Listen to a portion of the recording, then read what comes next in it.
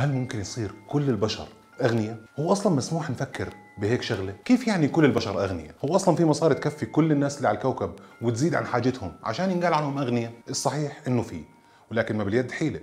خليني أحكي لكم شو اللي صاير.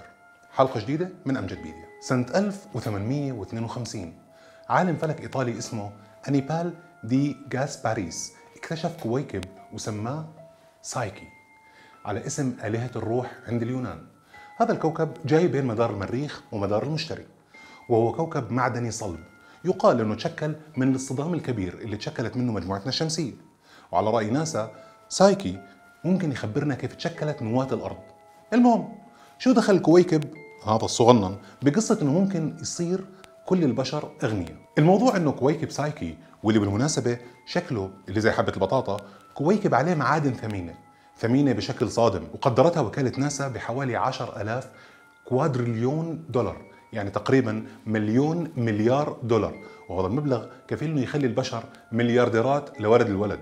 خصوصا انه قيمة الاقتصاد الكلي اللي على كوكبنا كله على بعضه يعني بحدود ال 100 تريليون دولار.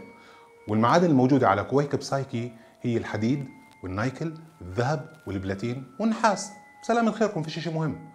ولكن اللي صاير انه سايكي بعيد عن الارض حوالي 370 مليون كيلومتر.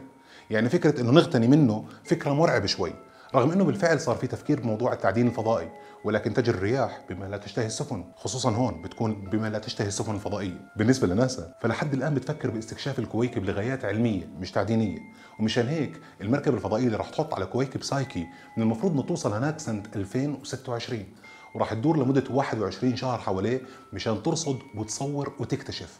وهذا الحكي كان على لسان كارول بولانسكي شخصيا، وهي من علماء ناسا المشرفين على بعثة سايكي. الأدهى والأمر إنه الخبراء الدوليين خايفين من إنها تزبط قصة ترحيل المعادن الثمينة من سايكي للأرض، وبصراحة في وجهة نظر باللي خايفين منه، لأنه ببساطة هاي المعادن تتجاوز قدرة الاقتصاد العالمي على التعامل معها. يعني بالعربي راح يدمر الاقتصاد العالمي وتنزل أسعار السلع بشكل غير متوقع نهائيا. واللي لازم نعرفه إنه الكويكب اللي اسمه سايكي صحيح إنه ممكن يخلينا أغنياء بشكل ما كنا نتصوره، لكن بالمقابل مجرد استخراج الثروات اللي على الكويكب ممكن تخلينا مفلسين إلى الأبد، لأنه التعدين بالفضاء بكلف أكثر من اقتصاد دول العالم كاملة. مشان هيك إحنا بنحلم، وأكيد سايكي بتطلع علينا ومش قادر يساعدنا. يعطيكم العافية.